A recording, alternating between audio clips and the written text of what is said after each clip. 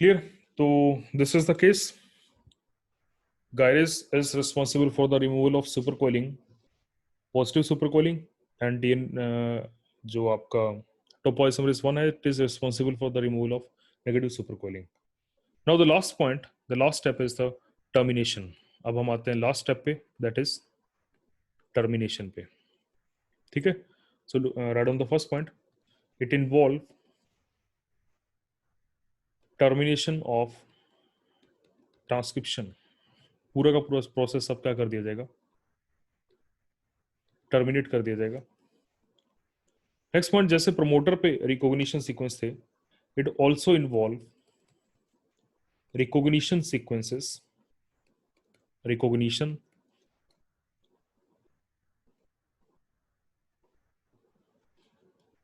अभी screen share नहीं हो रही है.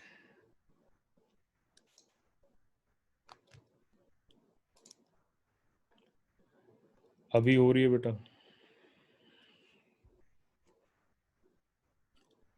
सो टर्मिनेशन स्टेप पे आ गया था मैं. लास्ट स्टेप जो है हमारा टर्मिनेशन का स्टेप है. टर्मिनेशन में क्या होगा कि जैसे प्रमोटर सीक्वेंस पे क्या था कि कुछ सीक्वेंसेस को रीड किया जा रहा था, वैसे ही it also involve recognition sequences. यहाँ पे भी क्या होगा, रिकॉग्निशन रहेगा. एग्जैक्ट मैकेनिज्म जो है वो अभी तक क्लियर नहीं है, स्टिल नॉट नोन. जैसे प्रमोटर पे हम बहुत अच्छे से जानते हैं कि क्या सीक्वेंसेस हैं और कैसे चल रहा है. अगर हम बैक्टीरिया की बात करें तो बैक्टीरिया में क्या रहता है, there are two supposed method. कुछ केसेस में पॉजिटिवली ऑब्जर्व भी किए गए हैं. दो मेथड हैं. The first is intrinsic termination. उनमें से जो पहला आता है वो है आपका इंट्रिंसिक टर्मिनेशन. ठीक है, लास्ट स्टेप है और ध्यान से समझिएगा, कोई ज़्यादा मुश्किल स्टेप नहीं है ये, क्योंकि इसका कॉम्प्लिकेटेड पार्ट तो निकल गया अभी. इंटेंसिव टर्मिनेशन में क्या रहता है, it is due to the palindromic sequences in terminator region. In terminator region. Clear? What is palindromic sequences? आप सब जानते हैं कि पैलिडोमिक सीक्वेंसेस क्या होते हैं, जिसमें 5' to 3' दोनों स्टैंड सेम, मतलब अभी मैं प्लॉट करके दिखाऊंगा, सेम ही रीड किए जाते हैं. Clear? So there are present inverted repeats. These are actually inverted repeats.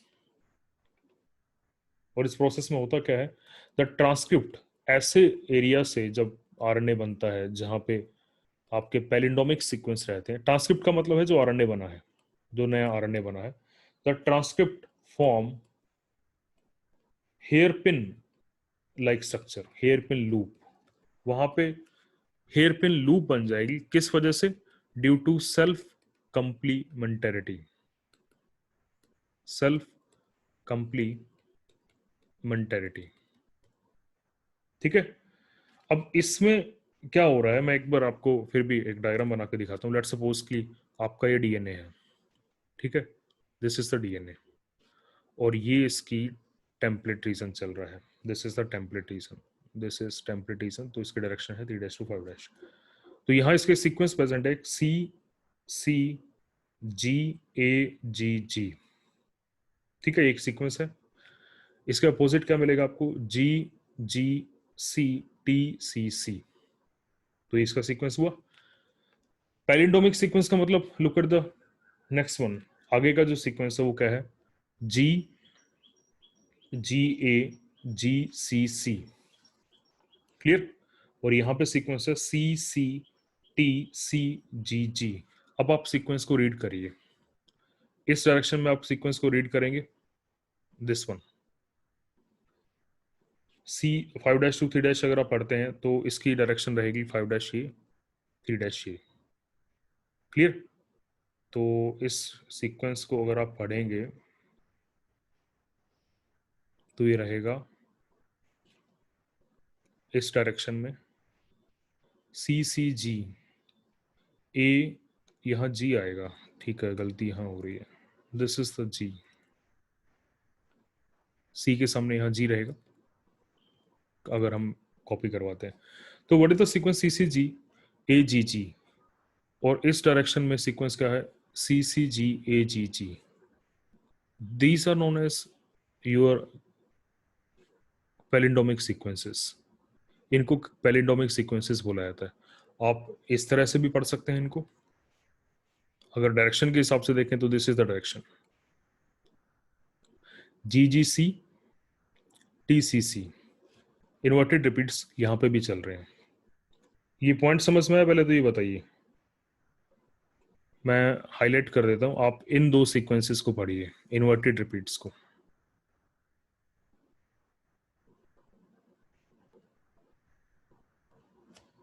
Inverted repeats का बेटा पॉइंट बताइए, समझ में आया है?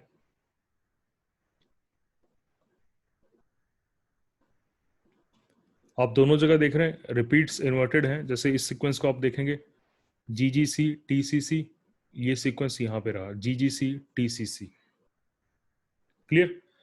अब अगर आप इसके ऊपर आरएनए बनवाते हैं तो आरएनए बनवाइए। टेम्पलेट स्टैंड के ऊपर अगर आप आरएनए बनवाएंगे तो आरएनए बनेगा जी G C you see C, and बीच में रहेगा part, then is ji ji A जी सी सी। ये आरएनए बनेगा। क्लियर? इस आरएनए को बाहर लाइए। इस आरएनए को अगर आप बाहर लेके आते हैं तो इतना पार्ट बचे हुए दूसरे पार्ट के कंप्लीमेंट्री चल रहा है। अगर आप इसको रीड करना स्टार्ट करें जी जी सी यू सी सी, और ऐसे ही उधर क्या चल रहा है अगर आप मूव करते रहोगे जी जी A ji C C. Look at this, इतना पार्ट सेल्फ कंप्लीमेंट्री होगा। दोबारा समझ लीजिए, ये जो रीजन है डीएनए का, ये टर्मिनेशन रीजन है, टर्मिनेशन रीजन, जहां पे ट्रांसक्रिप्शन खत्म करनी है आपको। ठीक है? टर्मिनेशन रीजन पे there are present inverted repeats. यहाँ पे क्या प्रेजेंट है? इन्वर्टेड रिपीट्स प्रेजेंट है, जिसके डायरेक्शन आप देख रहे हैं। Look at this, G G C T C C, and similarly इस डायरेक्शन में रहेगा आपका। अब लेट सपोज इसके ऊपर अगर आपका आरएनए बनता जाएगा, यहाँ पे आरएनए बनता जा रहा है, पीछे की तरफ आरएनए है ये, इसके ऊपर बना हुआ जो आरएनए होगा, इतना पार्ट अपने ही आरएनए के दूसरे पार्ट के कंप्लीमेंट्री रहेगा। इसलिए इतने पार्ट में वो डबल स्टैंडर्ड बन जाएगा, and it will form U pin, या जो U shape hair pin loop होती है ना, उसको बना लेगा ये। और जैसे ही ऐसी लूप बनती है, the loop will destabilise the loop will destabilise the complex. Complex को क्या कर देगी? डिस्टेबलाइज कर देगी, एंड सब चीजें अलग कर दी जाएंगी। क्लियर? ट्रांसक्रिप्ट को अलग कर दिया जाएगा, एंजाइम अलग हो जाएगा, और आपका जो डीएनए है उसको वापस से डबल स्टैंडर्ड फॉर्म में कन्वर्ट कर दिया जाएगा। This is the first method जिसको बोला जाता है इंट्रिंसिक टर्मिनेशन, क्योंकि इसमें कोई बाहर का फैक्टर इन्वॉल्व नहीं हुआ। इसमें डीएनए का अपना ही एक फैक्टर है, जिसकी वजह से टर्मिनेशन साइट का अपना ही कुछ सीक्वेंसेस ऐसे हैं जिसकी वजह से ट्रांसक्रिप्शन बबल या कॉम्प्लेक्स जो हो रहा है वो डिस्टेबलाइज हो रहा है। क्लियर? इस डायग्राम को लुक एट दिस डायग्राम, यहाँ पे देखिए आप, दिस वन, जो इतना पार्ट रहता है डीएनए का, लुक एट दिस, ये अपने सेल्फ कॉम्प्लीमेंट्रिटी होगा, और ये क्या करेगा? इट विल डिस्टेबलाइज, और फाइनली ट्रांसक्रिप्शन क्या हो जाएगी? टर्मिनेट हो जाएगी। ठीक है? So this was the first method जिसको बोलते हैं इंट्रिंसिक मेथड। इसके ऊपर क्वेश्चन कम रहते हैं, दूसरे मेथड के ऊपर क्वेश्चन ज्यादा रहते हैं। The second method is rho dependent method. Rho dependent method, जो दूसरा मेथड है, that is rho dependent method. इस केस में क्या हो रहा है? There is a factor involve due to the activity of a protein. इसमें एक बाहर से फैक्टर इन्वॉल्व है, known as rho protein involve रहता है। And what is this? It is a ATP dependent energy चाहिए इसको, ATP dependent RNA stimulated helicase enzyme. ATP dependent RNA stimulated helicase enzyme है, दैट विल डिसरप्ट द, जो क्या करता है, disturb कर देता है किसको, आरएनए डीएनए कॉम्प्लेक्स को, क्योंकि ट्रांसक्रिप्शन में यही चल रहा होता है, ट्रांसक्रिप्शन में यही प्रोसेस चल रहा होता है। क्लियर। टर्मिनेशन के पॉइंट पे क्या होता है, it will bind to the DNA और कुछ स्पेसिफिक साइट्स पे बाइंड करता है, those known as rut site. उन साइट्स को बोला जाता है रट साइट्स, जहां पे डीएनए को टर्मिनेटर साइट पे जाके बाइंड करेगा and move towards the 5' to 3' direction until, कब तक मूव करेगा, reach the hybrid, hybrid means RNA DNA hybrid. Clear. And जैसे ही वहां पहुंचेगा it will lead to dissociation, finally जैसे ही वहां पहुंचेगा ऑफ आरएनए डीएनए हाइब्रिड, उनको डिसोसिएट कर देगा। तो ज्यादा क्वेश्चन इसके ऊपर रहते हैं, आपके ज्यादा क्वेश्चन जो टर्मिनेशन को लेकर रहते हैं वो किसके ऊपर रहते हैं, रो के ऊपर रहते हैं। इंट्रिंसिक मेथड पे क्वेश्चन कम मिलेंगे आपको, रो के ऊपर क्वेश्चंस आपको ज्यादा मिलेंगे कि what is the protein that is responsible for the termination. Clear. तो this is the complete mechanism of transcription. Transcription के 3 स्टेप्स आज हमने पढ़े हैं। First is your initiation, second is your elongation and the third is your termination. तीसरा step आपका रहेगा termination का। तो इस पूरे मैकेनिज्म में अगर कोई डाउट है तो आप अभी बोल सकते हैं बेटा, मैं फिर भी रिवाइज करवा देता हूँ एक बार। सबसे पहले हमने स्टार्ट किया कहाँ से, 3 स्टेप थे, इनिशिएशन से स्टार्ट किया, पहले आरएनए पॉलीमरेज बाइंड किया प्रमोटर पे। जो इंपॉर्टेंट चीज़ें हैं उनको हाईलाइट कर रहा हूँ मैं। तो वहाँ जो इंपॉर्टेंट चीज़ें थी वो थी इनके सीक्वेंसेस। तो सीक्वेंसेस जो हमने पढ़े 2 टाइप के पढ़े, one is TATA box, it is important, cis acting box है, -10 पोजीशन इसकी इंपॉर्टेंट है, और इसके दोनों नाम इंपॉर्टेंट है, क्वेश्चन किसी पे भी आ सकता है, होगनेस बॉक्स, HOAG, होगनेस बॉक्स और प्रिब्नो बॉक्स। क्लियर। देन हमने पढ़ा कि जो ये रीजन रहता है इट इज एटी रिच, इसलिए इस रीजन पे double standard DNA single standard DNA में चेंज होता है। Recognition sequence, what is the position, -35 sequence, इनको सिग्मा फैक्टर क्या करता है, रिकॉग्नाइज करता है। ठीक है। यूकैरियोट्स में इसके अलावा भी कुछ फैक्टर्स कुछ बाकी आपके सीक्वेंसेस हैं जो प्रमोटर रीजन पे प्रेजेंट है और सिग्मा फैक्टर को रिकॉग्नाइज करता है। इनिशिएशन पे हमने पढ़ा, पहले क्लोज कॉम्प्लेक्स बना, फिर डीएनए को मेल्ट किया गया, और फिर फाइनली क्या हुआ, फर्स्ट 2 न्यूक्लियोटाइड ऐड किए गए, टर्नी कॉम्प्लेक्स में चेंज हो गया। 8 से 10 न्यूक्लियोटाइड ऐड होने के बाद आपका सिग्मा फैक्टर रिमूव हो जाएगा। ठीक है। And now the core enzyme will catalyse the transcription. बहुत बार ऐसा होता है कि 2 से 3 न्यूक्लियोटाइड के बाद जो इनिशिएशन होती है वो डिसेंबल हो जाती है, एबॉर्टिव इनिशिएशन इसको बोला जाता है। तो 8 से 10 न्यूक्लियोटाइड जब तक अटैच नहीं होते तब तक टर्नी कॉम्प्लेक्स स्टेबल नहीं होता। ठीक है।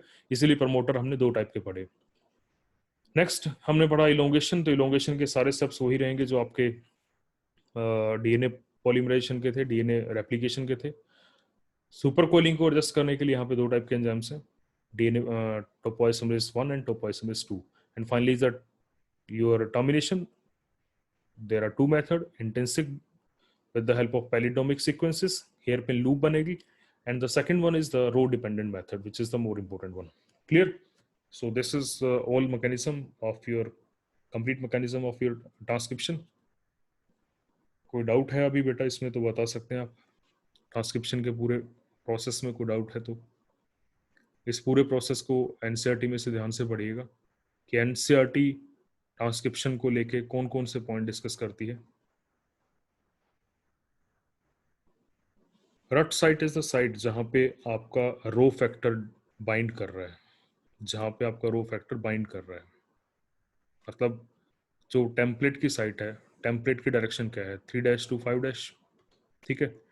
ये मान लो आपका आरएनए पॉलीमरेज चलता जा रहा है, ये आपकी यहाँ पे प्रोसेस को रुकना था। ठीक है। और ये आपका हाइब्रिड बना हुआ है, दिस इज आरएनए। तो लेट्स सपोज यहाँ कोई रट साइट है, दिस इज रट साइट, तो यहाँ पे आके कौन बाइंड कर देगा, rho factor. It will move to 5' to 3'। कब तक मूव करेगा, जब तक उसको आरएनए डीएनए हाइब्रिड नहीं मिल जाएगा। तो this site is known as rut site, जहां पे वो बाइंड कर रहा है आके। कोई डाउट है बेटा इसके अलावा और?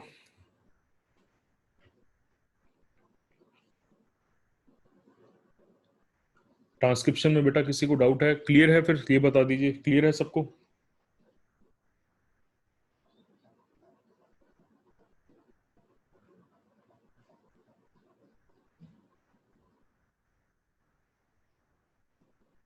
सभी स्टूडेंट्स बताइए बेटा, ट्रांसक्रिप्शन का मैकेनिज्म सबको क्लियर है?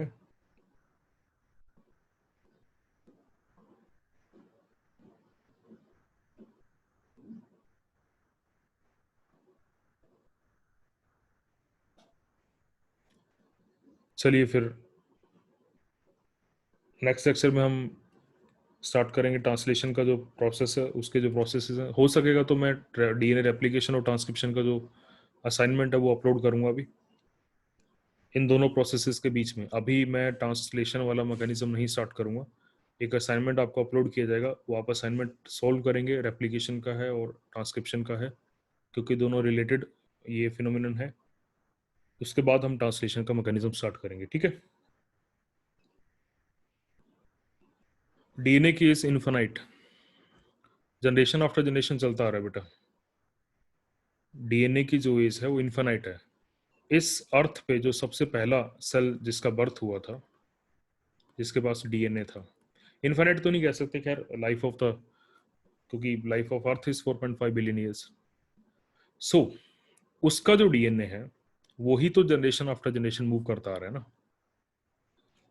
जैसे आपने एक थ्योरी पढ़ी थी, continuity of the germ plasm, continuity of the germ plasm, वो यही तो थ्योरी थी।